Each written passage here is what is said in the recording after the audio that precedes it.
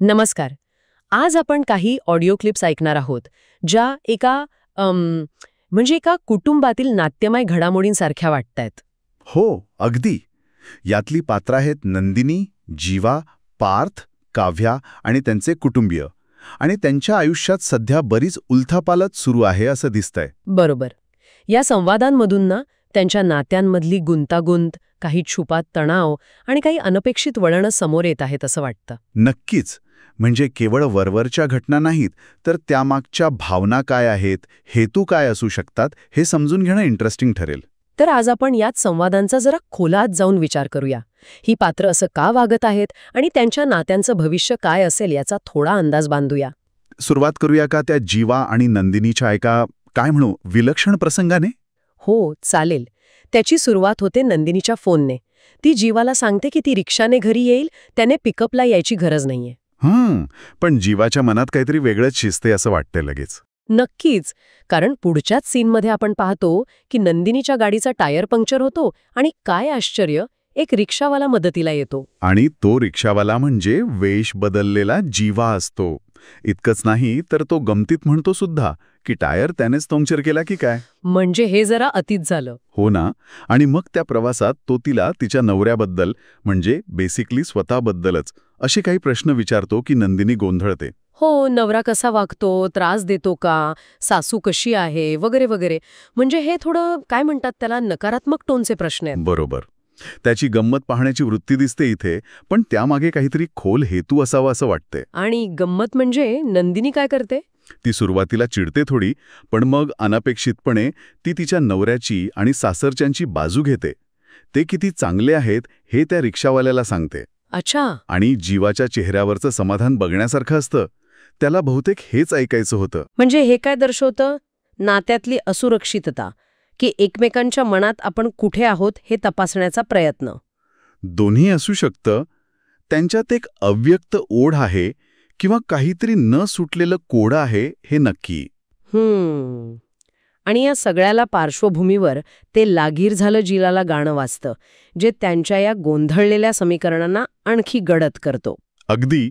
पण हे एकीकडे सुरू असताना दुसरीकडे मात्र एका महत्वाच्या नात्यात दुरावा स्पष्ट दिसतोय. पार्थ आणि काव्या. हो. रम्याच्या बोलण्यातून असं कळतं की पार्थने काव्याला घरी सोडल्यावर तिच्याकडे साधं पाहिलं सुद्धा नाही. बाय करणं तर दूरच. अरे बापरे. हे वरवर साधं वाटलं तरी त्यांच्यात काहीतरी गंभीर बिंचलंय हे स्पष्ट दिसतंय. आणि ही चिंता फक्त त्यांच्यापुरती नाहीये. कुटुंबातल्या मोठ्यांनाही याची काळजी आहेच. हो, विशेषतः त्या ताई आणि मानिनी यांच्या बोलण्यातून हे जाणवतंय. त्यांच्यातनं 2 पिढ्यांचे किंवा 2 वेगळे दृष्टिकोन दिसतात. ताईंना वाटतं की ह्या लग्नांमध्ये आधीच खूप तमाशे आणि जाळपोळ म्हणजे टोकाचे भावनिक संघर्ष झालेत. त्यांना आता घरात शांतता हवी आहे, आणखी क्लेश नकोत. त्यांचा दृष्टिकोन अनुभवातून आलेल्या सावरगिरीचा आहे, नाही का? अगदी. तर दुसरीकडे मानिनी थोडी पॉझिटिव्ह आहे. तिला वाटतंय की नाही, आता जीवा आणि काव्या जबाबदारी घेतायत, आपापल्या जोडीदारासाठी काहीतरी चांगलं करण्याचा प्रयत्न करतायत. म्हणजे तिला बदलाचे वारे दिसतायत. हो, पण ताईंचा मुद्दा पण महत्वाचा आहे. त्या म्हणतायत की बदलाचे वारे कोणत्या दिशेने वाहतायत हे बघणं गरजेचं आहे.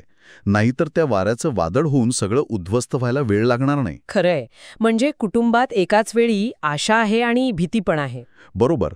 आणि ह्या सगळ्या पार्श्वभूमीवर एक असा संवाद समोर येतो जो धक्कादायक आहे आणि जीवानंदिनीच्या त्या प्रसंगाच्या अगदी विरुद्ध जातो. कोणता संवाद? काय सांगताय? पार्थ आणि नंदिनीचा.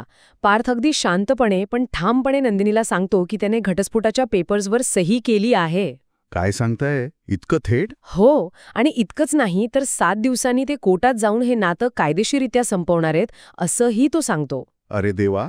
म्हणजे ज्या क्षणी असं वाटत होतं की जीवा आणि नंदिनीमध्ये काहीतरी सकारात्मक घडण्याची शक्यता आहे, त्याचवेळी पार्थ आणि नंदिनी विभक्त होण्याच्या अगदी शेवटच्या टप्प्यावर आहेत. हा विरोधाभास खूप मोठा आहे.